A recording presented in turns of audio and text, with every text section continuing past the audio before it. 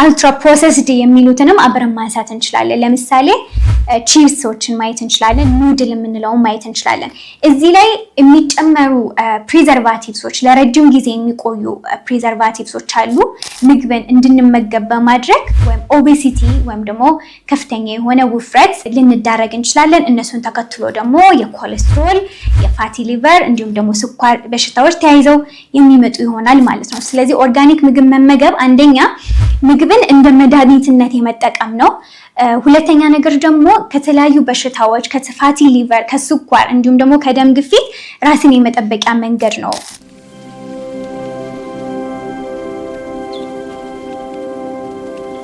አሰላሙ አለይኩም ወራህመቱላሂ ወበረካቱ። ውድና የተከበራችሁ የወዳጆ አሊፋ ዩቲዩብ ቻናል ቤተሰቦች እንደምናችሁ።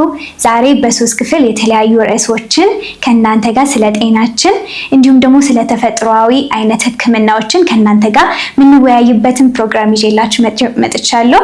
ዛሬ ስለ እጽዋት ጥቅም ምንድነው፣ ኦርጋኒክ ፉድ ምንድነው ወይም ደግሞ የተፈጥሮ ምግብ ምንድነው፣ እንዲሁም ደግሞ አልትራ ፕሮሰስድ ፉድ የምንላቸው ወይም ደግሞ ፕሮሰስድ የሆኑ ወይም ደግሞ የተፈጥሮ ይዘታቸውን የለቀቁ ምግቦች እንዴት ነው በጤናችን ላይ አስተዋጽኦ የሚያደርጉት ወይም ደግሞ ጤናችን እንዴት ነው አፌክት የሚያደርጉት የሚሉ የተለያዩ ሀሳቦችን እናነሳለን።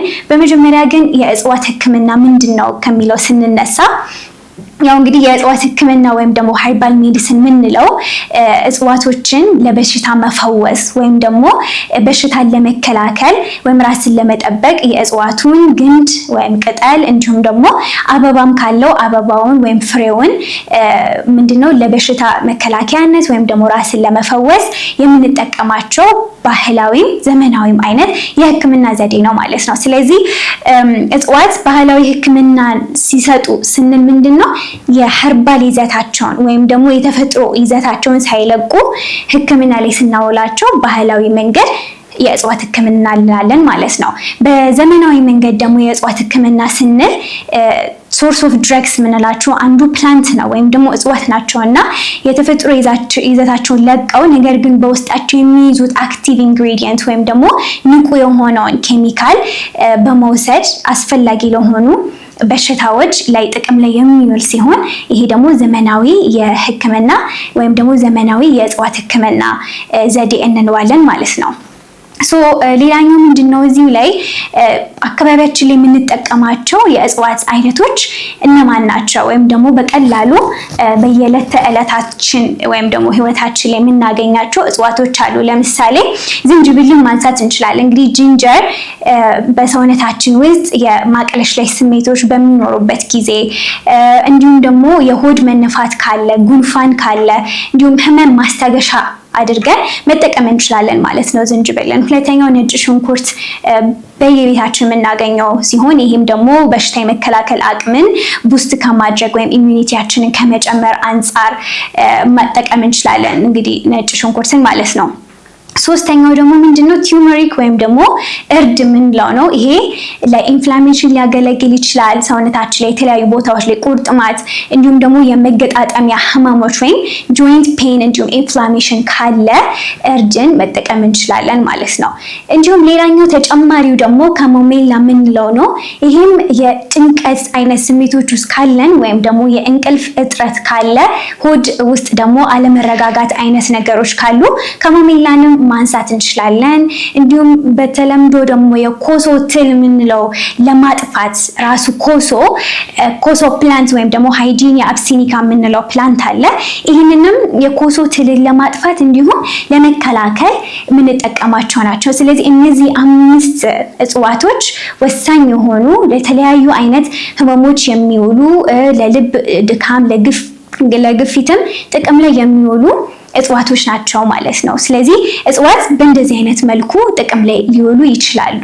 ሌላኛው የእጽዋት ህክምና ከመጀመራችን በፊት ምን አይነት ጥንቃቄዎች መደረግ አሉበት ነው። ሶስት ደረጃዎች እናነሳለን። የመጀመሪያው ማንኛውም አይነት የእጽዋት ህክምና ከማድረጋችን በፊት እንደ ስር የሰደዱ በሽታዎች ካሉብን እንደ ስኳር፣ የልብ ህመም ወይም ደግሞ የኩላሊት በሽታዎች ካሉ ማንኛውንም እጽዋት ከመውሰዳችን በፊት ዶክተር ማማከር አለብን። የህክምና ባለሙያዎችን ማማከር ይኖርብናል ማለት ነው። ሁለተኛው ደግሞ ማድረግ ያለብን እጽዋቶችን ስንጠቀም በትንሽ መጠን መጀመር ያስፈልጋል ማለት ነው። ትንሽ መጠን ማለት ሰውነታችን ውስጥ ያ አዲስ ኬሚካል ያለው እጽዋት ሰውነታችን ላይ ያለው አለርጂክ ሪአክሽን መፍጠር አለመፍጠር ወይም ደግሞ የዛን የእጽዋት ምላሽ ማወቅ ስላለብን መጠኑን ምን አድርገን መውሰድ አለብን? በትንሽ ወይም ደግሞ በስሞል ዶዝ አድርገን መውሰድ ይኖርብናል ማለት ነው። እንግዲህ በሶስተኛ ላይ ደግሞ የምናስቀምጠው ምንድን ነው? ጥራቱንም ጭምር መመርመር አለብን። የሚመጣው እጽዋት ከተለያዩ አይነት ፔስቲሳይዶች ነፃ መሆኑን፣ ከትላትሎች ነፃ መሆኑን እነዚህ ነገሮች እርግጠኛ ሆነን ነው ወደ ራሳችን ወይም ደግሞ ሰውነታችን ማስገባት የሚኖርብን መጠቀም የሚኖርብን የሚለውን 3 አይነት ጥንቃቄዎችን ማድረግ እንችላለን። ሌላኛው አብዛኛው ቦታዎች ላይ የሚነሱ ጥያቄዎች ተፈጥሯዊ የሆኑ እጽዋቶችን ስንጠቀም ሁሉም አይነት እጽዋቶች ተፈጥሯዊ ናቸው ወይ ወይም ደግሞ ለሰውነታችን ሴፍ ናቸው ወይ የሚለውን ጥያቄ ማንሳት ይኖርብናል ማለት ነው። ይሄ በጣም ጥብቅ የሆነ ማሳሰቢያ ያስፈልገዋል ማለት ነው። ለምሳሌ ምንድነው እዚህ ጋር ማሳሰቢያ የምንሰጠው ነገር ተፈጥሯዊ ነው ስንል ሁሉም እጽዋት ተፈጥሯዊ ነው ማለት አንችልም። ምክንያቱም እያንዳንዱ እጽዋቶች በውስጣቸው የሚይዙ የተለያዩ አይነት አክቲቭ ኢንግሪዲየንቶች አንዳንድ ኬሚካሎች አሉ። ስለዚህ ስንጠቀማቸው እንደ ዘመናዊ ሕክምና ዶዝ ሊሚት መኖር መቻል አለበት። አገኘን ብለን እጽዋት ይሄ መድኃኒት ለዚህ እጽዋት ያገለግላል ወይም ይሄ እጽዋት ለዚህ አይነት መድኃኒት ያገለግላል ብለን ብቻ መጠቀም የለብንም ማለት ነው። ስለዚህ ምንድነው ማድረግ ያለብን? መጀመሪያ ሴፍ መሆኑን መረጋገጥ አለብን። ስንወስደው ደግሞ ዶዙን ማወቅ አለብን ማለት ነው። ያንን ካላደረግን ጉበትን እንዲሁም ደግሞ ኩላሊትን ጉዳት ሊያደርስ ስለሚችል ማለት ነው። ሁለተኛው ጥንቃቄ መደረግ ያለበት ጥናቶች እንደሚያሳዩት የሚያጠቡ ሴቶችና እርግዝና ላይ ያሉ ሴቶች የሚወስዷቸው እጽዋቶች በጣም ጥንቃቄ ማድረግ ይኖርባቸዋል ማለት ነው። ስለዚህ ምንድነው ከሌሎች መድኃኒቶች ጋርም ግጭት መኖር አለመኖሩ ማየት አለብን። ለምሳሌ የደም ማቅጠኛ የሚወስዱ ሰዎች ተመሳሳይ የሆኑ እጽዋቶች ያን አይነት ኢፌክት ስለሚሰጡ አንድ ላይ ሲወሰዱ ያንን ኢፌክት ደብል የማድረግ ፕሮባቢሊቲ ስለሚኖራቸው ሌላ አይነት ተጨማሪ ሪስኮች ወይም ደግሞ የብሊዲንግ የመድማት ሪስኮች ሊያስከትሉ ስለሚችሉ እንትን መሆናቸውን ግጭት መኖር አለመኖሩን በደንብ ማረጋገጥ ይኖርብናል። ቅድም እንዳልኩት ደግሞ እርግዝና ላይና አጥቢ እናቶች ከሆኑ የሚወስዷቸውን እጽዋቶች በጣም መጠንቀቅ ይኖርባቸዋል። አንደኛ ጽንሱ ላይ የማጨናገፍ እንዳያመጣ፣ ሁለተኛ ደግሞ አጥቢ ከሆኑ ወደ ልጁ በመሄድ ልጁ ላይ የተለያዩ አይነት ጉዳቶች እንዳያደርሱ በሚል እነዚህን አይነት ማሳሰቢያዎችን ልነግራችሁ እወዳለሁ። ሌላኛው ደግሞ የምንመካከርበት ኦርጋኒክ ምግቦች ወይም ደግሞ የተፈጥሮ ምግቦች ምንድን ናቸው? አንድ ምግብ ተፈጥሯዊ ነው ብለን የምንለው ምን አይነት ነገሮች ሲያሟላ ነው? ስለዚህ ኦርጋኒክ ምግብ የምንለው ተክሎች ወይም ደግሞ የግብርና ምርቶች ያለምንም ተጨማሪ አንቲባዮቲክስ ያለምንም ተጨማሪ ፔስቲሳይድስ እንዲሁም ደግሞ ምንም አይነት የሚያሳድጉ ወይም ደግሞ የእድገት ሆርሞኖች ሳይሰጧቸው ተፈጥሯዊ ይዘታቸውን ጠብቀው የሚመረቱ አትክልቶች፣ ፍራፍሬዎች፣ እንደ የወተት ተዋጽኦዎች እንዲሁም ደግሞ ስጋንም ያካትታል። እነሱ ተፈጥሯዊ ይዘታቸውን ሳይለቁ በዚህ መንገድ የሚያልፉ ሲሆኑ ተፈጥሯዊ ወይም ደግሞ ኦርጋኒክ ናቸው ብለን እንጠራለን ማለት ነው። ስለዚህ ይህን ካልን የተፈጥሮ ምግቦችና ኮንቬንሽናል ምግቦችን እንዴት እንለያለን ወይም የተለመዱ ምግቦችን እንዴት መለየት እንችላለን የሚለውን ነው። ምንድነው የሚለያቸው ባህሪ አለ። ባህሪ አንደኛው መዳበሪያ ነው። መዳበሪያ የተፈጥሮ ምግቦች ላይ የምንጠቀማቸው መዳበሪያዎች ይሄ የተፈጥሮ ፍግ ነው የምንጠቀመው ወይም ደግሞ ፎስፌት የሌለበትን ነው የምንጠቀመው። በተለምዶ የሚመጡት ግን ተጨማሪ የእድገት ሆርሞኖች እየተሰጣቸው የሚያድጉ ናቸው ማለት ነው። ሁለተኛው እዚሁ ላይ ደግሞ ባህሪ የምናየው የተፈጥሮ ምግቦች ላይ የምንጠቀማቸው ጸረ ተባዮች ነው። ጸረ ተባይ ወይም ደግሞ ትክክለኛውን የሆኑ ምግቦች ወይም ኦርጋኒክ የሆኑ ምግቦች ላይ ምንም አይነት ጸረ ተባይ ወይም ደግሞ ፔስቲሳይዶች አንረጭም ማለት ነው። ምንድነው የሚደረጉት እዚሁ ላይ በተፈጥሯዊ መንገድ ወፎች አሉ፣ እነሱ አሉ ወይም ደግሞ በስነ ስርዓት የሚያድጉ ናቸው። ምንም አይነት ፔስቲሳይድ ሳይጨመርባቸው የሚያድጉ ናቸው። ያኛው ላይ ግን የተለመደ ወይም ደግሞ ኮንቬንሽናል ላይ ጸረ ተባይ የሆኑ ምግቦች ላይ የሚረጩ ፔስቲሳይዶች ይኖሩታል ማለት ነው። ይሄንን ካልን በአጭሩ እነዚህ ልዩነታቸው ናቸው። ኦርጋኒክ ምግብ መመገባችን ምንድነው ጥቅም ያለው? ወደሚለው እንመጣለን ማለት ነው። አንድ ኦርጋኒክ የሆኑ ምግቦችን ስንመገብ አሁን ላይ እነዚህ የተፈጥሮ አይነት ምግቦች ሞር የማይዘወተሩባቸው አካባቢዎች አሉ። ስለዚህ ኦርጋኒክ ምግብ መመገብ አንደኛ ምግብን እንደ መድኃኒትነት የመጠቀም ነው። ሁለተኛ ነገር ደግሞ ከተለያዩ በሽታዎች ከፋቲ ሊቨር፣ ከስኳር እንዲሁም ደግሞ ከደም ግፊት ራስን የመጠበቂያ መንገድ ነው። ኦርጋኒክ ምግቦች ላይ የምናገኛቸው ተፈጥሯዊ ይዘታቸውን ሳይለቁ ምን ወስዳቸው ምግብ ነገ ላይ ከነዚህ አሁን ከጠቀስኩላችሁ በሽታዎች ራሳችንን የምናድንበት መንገድ ናቸው ማለት ነው። ሌላኛው ኦርጋኒክ ምግቦችን በምንገዛበት ጊዜ ምን አይነት ጥንቃቄዎች ማድረግ ይኖርብናል? ይሄ በጣም ወሳኝ ነገር ነው። ኦርጋኒክ ምግቦች እንደየሀገሩ የተለያየ አይነት መሸጫዎች ልናገኝ እንችላለን። በሱፐርማርኬት ሌብል ተደርገው የሚሸጡ ማታለያ ያላቸው ኦርጋኒክ ፉድስ ተብሎ የታተሙ ምግቦችን ልናገኝ እንችላለን። ነገር ግን እዛ ላይ በቀላሉ የምንለይበት ነገር ሌብሎቹ ላይ ወጣ ያሉ ኬሚካሎች ኢቭን ለማንበብ የሚከብዱ ወጣ ያሉ ኬሚካሎችን ካሏቸው እነዛ ምንም ጥርጥር የለውም ኦርጋኒክ ምግቦች አይደሉም ማለት ነው። ሞር ወደ አልትራ ፕሮሰስድ የሆኑ ምግቦች ነው የሚያደላው። ስለዚህ እነዚህን መለየት መቻል አለብን ማለት ነው።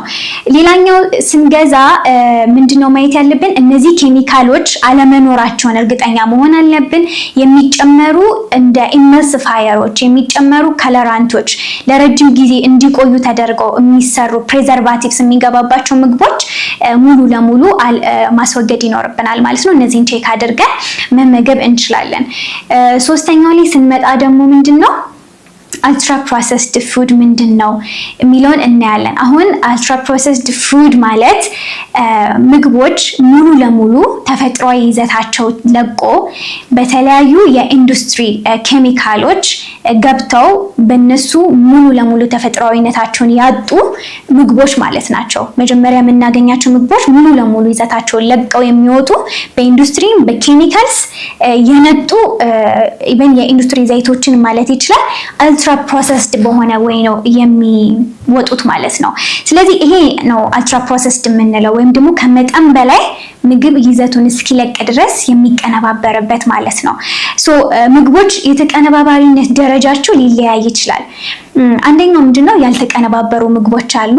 ይሄ እንደመጡ ወይም ደግሞ ተፈጥሯዊ ሆኖ እንደመጡ ማቀዝቀዣ ብቻ ልንጠቀምባቸው እንችላለን፣ ወይም በመጠኑ የተቀነባበሩ ልንላቸው እንችላለን።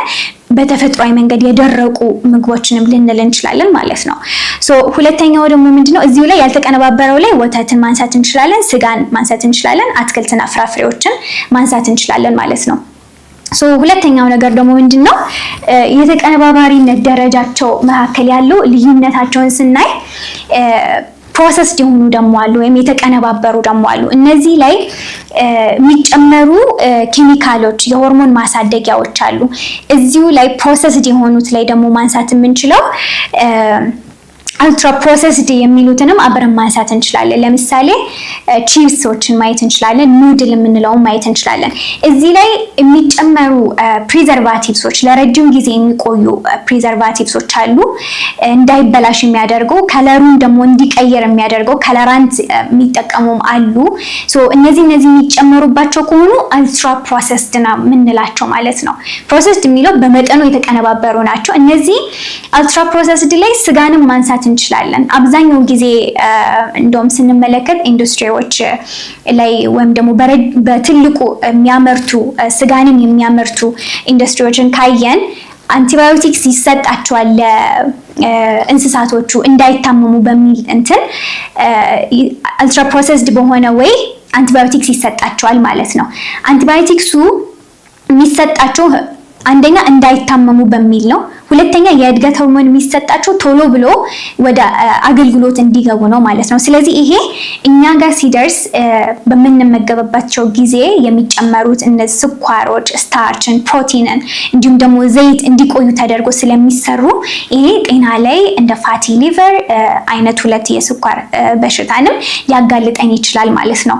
ስለዚህ አልትራ ፕሮሰስድ እነዚህን የሚያካትታል። ሁለተኛ አልትራ ፕሮሰስድ ስንል የሚነጡ የኢንዱስትሪ ዘይቶች በተለያዩ አይነት ኬሚካሎች የሚነጡ ተፈጥሯዊ ይዘቱ እስኪለቅ ድረስ የሚነጣ የኢንዱስትሪ ዘይትንም ጭምር ያካትታል። የሚጠባበሱ ነገሮችንም ያካትታል ማለት ነው። ሶ ይሄ አልትራ ፕሮሰስድን ምግቦችን አደገኛ መሆናቸውን የሚያሳየው ለልብ፣ ለጉበት እንዲሁም ደግሞ ለስኳር ያጋልጠናል። ለተለያዩ አይነት የአንጀት ህመሞችን ያጋልጠናል ማለት ነው።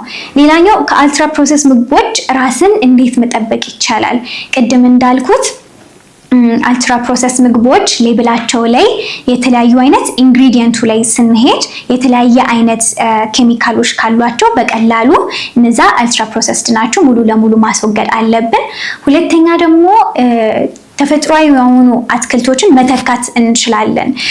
ወይም ደግሞ ጁስን ኮንሱም ከማድረግ ወይም ደግሞ በተለያዩ አይነት ፍሌቨር የተዘጋጁ የማንጎ ወይም የፓፓያ ጁሶች ፓክድ ሆነው የሚመጡ በየሱፐርማርኬቱ የሚጠቀሙትን የምናገኛቸውን እነሱን ከመጠቀም ይልቅ ደግሞ ሞር ናቹራል የሆነውን በጁስ መልኩ አዘጋጅተን መጠቀም አንዱ ራስን የመጠበቂያ መንገድ ነው።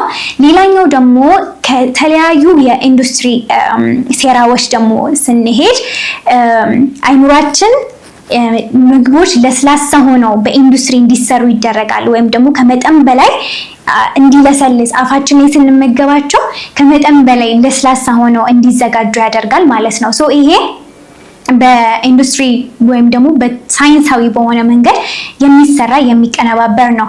ሶ አእምሯችን ምግቡ በጣም ለስላሳ በሆነ ቁጥር አእምሯችን የጥጋብ መለኪያን ሳይነካ ስለሚያልፍ አእምሯችን ጠግብ ያለው የሚል መልእክትን አያስተላልፍም። ስለዚህ ከመጠን በላይ ምግብን እንድንመገብ በማድረግ ወይም ኦቤሲቲ ወይም ደግሞ ከፍተኛ የሆነ ውፍረት ልንዳረግ እንችላለን። እነሱን ተከትሎ ደግሞ የኮሌስትሮል፣ የፋቲ ሊቨር እንዲሁም ደግሞ ስኳር በሽታዎች ተያይዘው የሚመጡ ይሆናል ማለት ነው። ሶ እነዚህን አይነት እንትኖች ከነዚህ አይነት ተጠቂዎች ላለመሆን ራስን መጠበቅ አስፈላጊ ነው። ሁለተኛ ማየት ያለብን እዚሁ አልትራ ፕሮሰስድ የሆኑ ምግቦች ላይ ተጨማሪ የሆኑ የሚጨመሩባቸው እንደ ጥፍጥና እንዲኖራቸው ሃይድሮጂኔትድ ፋት የሚገባባቸው ከሆነ and emulsifiers የሚገቡባቸው እንደ ፕሪዘርቫቲቭሶችም ጭምር የሚገባባቸው ስለሚሆኑ ምግቡ አዲክቲቭ እንዲሆን ያደርገናል።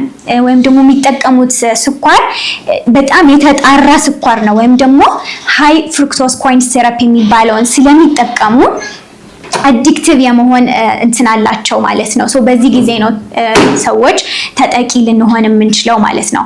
ሶ ሌላኛው እዚህ ላይ ተጨማሪ ደግሞ ማነሳላችሁ እንድታውቁት በሚል የራሳቸውን ሴራ ስለሆነ ወይም ደግሞ በኢንዱስትሪዎች በጣም ሳይንሳዊ በሆነ መንገድ በሳይንቲስቶች የሚቀነባበሩ ሴራዎች ስላሉ ድምፁ ኢቭን እኛ ላይ አፌክት ይኖረዋል ማለት ነው። ሶ የምንጠቀመው ቺፕስ፣ እነዚህ ሶዳዎች፣ ለስላሳዎች በሙሉ አዲክቲቭ እንድንሆን ያደርገናል። ይሄ ደግሞ ስሩ ታይም ሰውነታችንን አፌክት ያደርጋል ማለት ነው። ሶ እንዳጠቃላይ ኔክስት ታይም ላይ በደንብ አልትራ ፕሮሰስ ምግቦች እንዴት ናቸው የሚለውን ሰፋ ባለ ፕሮግራም ይዤላችሁ እመጣለሁ።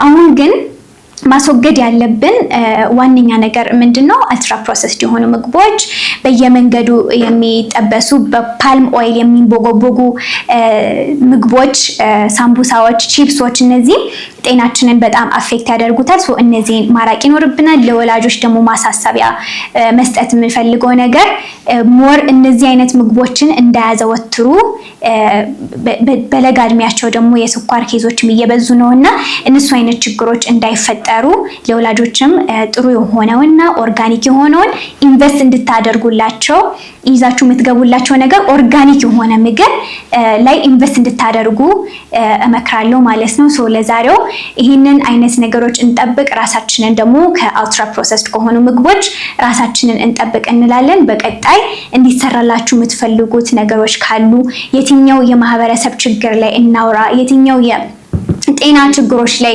ዲስከስ እናድርግ፣ እንወያይ የሚለውን ሀሳብ አስተያየቶቻችሁን በኮሜንት ሴክሽን ላይ ያስቀምጡልን። እስከዛው መልካም ጊዜ ይሆንላችሁ።